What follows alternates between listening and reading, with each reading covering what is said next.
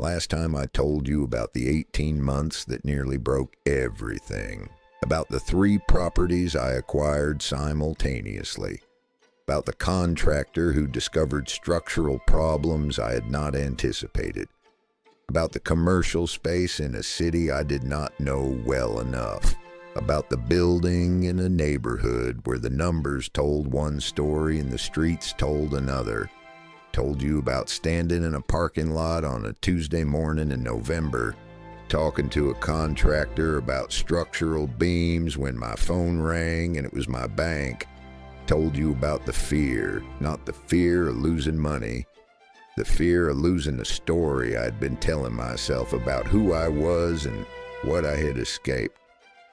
And I told you about the 72 hours that followed, the clarity, the call to Richard, the decision to stop prolonging losses and start concentrating strength. I was 29 years old when that parking lot moment happened. By 31, I had rebuilt 6 properties, clean, strong, generating more income per month than the 8 had ever produced, and I was ready. Not emotionally ready, not psychologically ready in some vague motivational sense, technically ready, structurally ready. The systems were in place, the team was in place, the capital reserves were in place. The lessons of the previous 3 years were not just understood intellectually. They were embedded in the way I made decisions, the way I evaluated opportunities, the way I ran every single aspect of what I had built. I was ready to make a move of a different scale.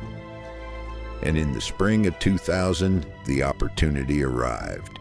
Today I'm going to tell you exactly what it was, exactly how it happened, and exactly why the day I made my first $1 million in a single transaction felt nothing, absolutely nothing, like I had spent 13 years imagining it would. Let me set the scene, the year 2000. You need to understand the context to understand the opportunity. The technology sector had been experiencing an extraordinary expansion for the better part of 5 years. Companies with no revenue, no profits, and sometimes no coherent business model were being valued at hundreds of millions of dollars. Capital was flowing into technology at a rate that had no historical precedent. And because capital flows, because money moves in currents, and the currents of 2000 were all moving toward technology, capital was also flowing away from other things, real estate in particular, not dramatically, not catastrophically, but meaningfully. Institutional investors who might, in a different environment, have been acquiring commercial real estate in mid-size American cities were instead putting their capital into technology funds, internet companies, and the various vehicles that had been constructed to capture what everyone believed was a permanent shift in the structure of the economy. This created something that I had been trained by Richard, by my own experience, by every book I had ever read about how wealth is actually built, to recognize immediately. It created a mispricing, assets that were fundamentally sound, well-located commercial properties, residential buildings in stable neighborhoods with strong employment bases were being ignored, not because they were bad assets, because they were boring assets, because the people with capital to deploy had become intoxicated by the possibility of 10 times returns in 18 months, and had temporarily lost interest in the quiet, reliable, compounding returns of real property. I had no interest in technology stocks. I had no ability to evaluate technology companies. But I had spent 13 years learning how to evaluate real property. And in the spring of 2000, real property was on sale. The specific opportunity came through a contact I had developed over the previous 3 years, a commercial real estate broker named Daniel. Daniel was in his late 50s. He had been in the business for 30 years. He had survived the savings and loan crisis of the late 80s. He had survived the commercial real estate collapse of the early 90s. He had seen multiple cycles, and he had the particular calm of a man who has watched the same movie enough times to know how it ends. He called me on a Wednesday morning in March. He said, "I have something I want you to look at. It is not glamorous. It is not exciting, but I think it is exactly what you look for." I drove to meet him that afternoon. The property was a mixed-use building in a secondary commercial district of a mid-sized city that I had been studying for 8 months. Ground floor retail, 3 units, all occupied by long-term tenants. 4 floors of office space above, 40% occupied. That 40% occupancy was the reason the seller wanted out.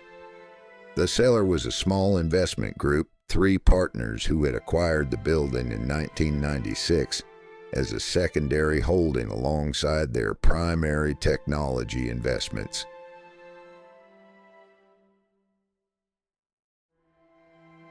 By 2000, their technology positions had made them wealthy on paper, and they had become, in Daniel's words, distracted. The building, which required active management, which had a 60% vacancy problem that needed to be solved, which was, in short, work, had become an irritation rather than an asset. They wanted liquidity. They wanted it quickly, and they were willing to accept a price that reflected their impatience rather than the building's actual value. I spent 4 days analyzing the property, not 4 hours, 4 days. I walked every floor. I spoke to every occupied tenant. I sat in the lobby for 2 hours on a Tuesday morning and watched who came in and out of the building and the surrounding street. I talked to the owners of the retail tenants, a pharmacy that had been there for 9 years, a small accountancy firm that had been there for 6, and a sandwich shop that had been there for 11. 3 tenants, a combined tenure of 26 years. These were not tenants who were there because the building was cheap. These were tenants who were there because the building worked for them. That told me something important. The building had a foundation. It was not a failing asset in a failing location. It was an underperforming asset in a fundamentally sound location, owned by people who had neither the time nor the inclination to do the work required to make it perform. I then spent 2 days analyzing the office vacancy. 60% vacant sounds catastrophic. But vacancy, like everything else in real estate, needs to be understood in context. The vacancy in this building was concentrated. 4 of the 6 vacant floors were former occupants of a single company, a regional insurance firm that had consolidated its operations and moved to a newer building 3 years earlier. The space was good space, high ceilings, natural light, reasonable floor plates. The reason it was vacant was not that it was undesirable. The reason it was vacant was that it was large. The 4 floors had been occupied as a single connected unit. And finding a single tenant to absorb that much space in a secondary market was difficult. But I was not thinking about finding a single tenant. I was thinking about subdivision. 4 floors, each floor approximately 4,000 square feet. Subdivide each floor into smaller units, 3 or 4 per floor. And instead of needing one large tenant for 16,000 square feet, I would need 12 to 16 smaller tenants for 1,000 to 1,300 square feet each. In 2000, in a mid-sized city with a healthy small business ecosystem, finding 12 to 16 small tenants was not a problem. It was a pipeline. And I had 8 months of market research that told me the demand was there. The negotiation took 11 days.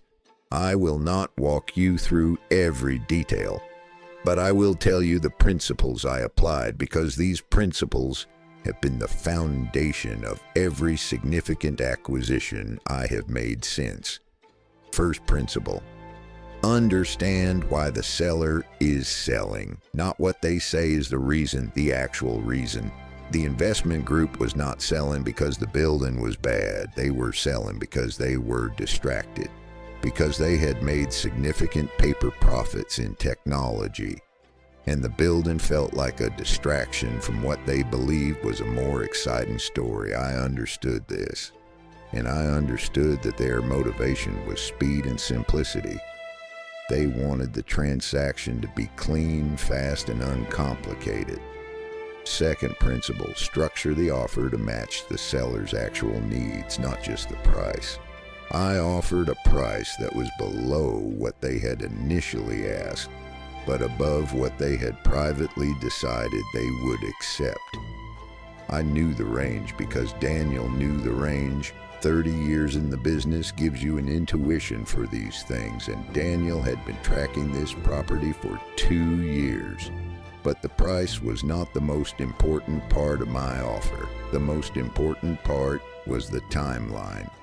I offered a 30-day close in commercial real estate. 30 days is extraordinarily fast. The standard timeline for a transaction of this size is 90 to 120 days.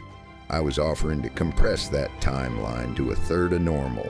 To do that, I had to have my financing arranged before I made the offer. Not in principle, not with a letter of interest, actually arranged. Richard's bank had pre-approved the structure 2 weeks earlier, contingent on the property meeting certain criteria. I had already confirmed that it did. The investment group accepted my offer on day 11. The price was $1.2 million. The building's income, fully stabilized at the occupancy level I was projecting, supported a value of between $2.1 and $2.4 million. I was acquiring it at roughly 55 cents on the dollar. The close happened on a Friday morning in April 2000. I remember sitting in the conference room of Daniel's brokerage signing documents for 2 hours. I remember the moment the last document was signed and the keys were handed across the table. And I remember walking out of that building into a spring afternoon in a mid-size American city and standing on the sidewalk and waiting to feel something. I had been working toward this moment, a transaction of this scale, an acquisition of this quality, a moment that felt like the crossing of a threshold, for 13 years, since I was 17 years old carrying groceries, since I sat in my father's kitchen at 19 reading Napoleon Hill and deciding that his life was not going to be my life. Since every early morning and every late night and every decision to save instead of spend and every moment of discipline and every failure and every recovery. And I stood on that sidewalk in April 2000 and I felt almost nothing. Not disappointment, not emptiness, not the crash that people sometimes describe after achieving a long-held goal. Something more subtle than that. Something that took me several weeks to understand and several more to be able to articulate. What I felt was continuity. The transaction was not a destination, it was a data point, a confirmation, a calibration. It told me that my model worked, that my analysis was sound, that the principles I had been applying for 13 years about value, about patience, about understanding assets at a depth that most people do not bother to reach, produced results. But the work was not done. The work was never done because the building was acquired. It was not yet stabilized. The subdivision had not happened. The tenants had not been found. The value had not yet been created. I had paid $1.2 million for an asset worth $2.1 to $2.4 million. But that value was potential value, not realized value. And potential value is only worth something if you do the work to realize it. So I walked back into the building I had just acquired, took the elevator to the 4th floor, stood in 4,000 square feet of empty office space, and started planning. The stabilization took 14 months, not 14 months of drama, not 14 months of crisis, 14 months of disciplined, methodical execution.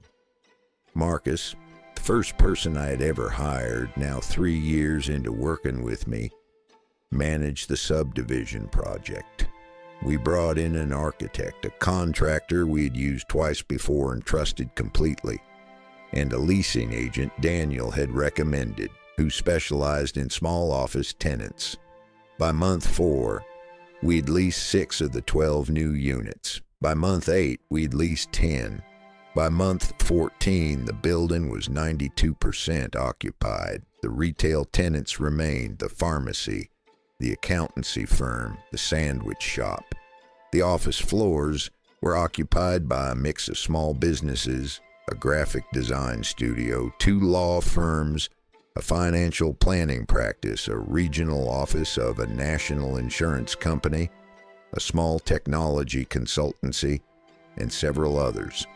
None of them individually were significant tenants. Together, they produced a monthly gross income that, after all expenses, debt service, and management costs, generated a net operating income of $140,000 per year on an asset I had acquired for $1.2 million. That is an 11.7% cash-on-cash return on the equity I had deployed. But the more significant number was what happened to the asset value. A building generating $140,000 per year in net operating income in that market at that time, using a standard capitalization rate, was worth approximately $2 million. I had turned $1.2 million into $2 million in 14 months, an $800,000 gain on paper. And then, in month 16, a buyer approached. Not a buyer I had sought. A buyer who had heard through Daniel, through the network that exists in every commercial real estate market between brokers and investors and developers, that the building was performing well and that the owner might be open to a conversation. I was not looking to sell, but I was always open to a conversation. The buyer was a regional real estate investment trust, a REIT, that was in the process of assembling a portfolio of stabilized mixed-use assets in secondary markets. The building I had spent 14 months stabilizing was exactly the profile they were looking for. The negotiation lasted 3 weeks. The final price was $2.3 million. I had acquired the building for $1.2 million. After transaction costs, after paying off the acquisition financing, after all fees and expenses associated with the stabilization work, I walked away with $1.1 million in profit in 18 months, my first million. I want to tell you how I found out the final number. It was not in a conference room. It was not at a closing table. It was at my desk on a Tuesday evening after the wire transfer had cleared and my accountant had called to confirm the final figures. I wrote the number on a piece of paper, $1,112,000. I looked at it for a long time, and then I folded the paper and put it in my desk drawer. And I called Marcus, not to celebrate, to talk about the next property we had been analyzing for 3 months. A residential building in a neighborhood I'd been watching since the previous autumn. Marcus asked me if I wanted to take the evening to mark the moment. I told him we could mark it on Saturday. On Tuesday evening there was work to do. He laughed. I think he understood by then what I was. Not a man chasing a number, a man building a system. The million was proof that the system worked. The system will appoint. In the next episode, I will tell you what I did with that million, not in the way you might expect. Not a celebration, not a reward, a decision that multiplied it and introduced me to a concept that would define the next decade of my life. I am Victor Vale, and I will see you in episode 13.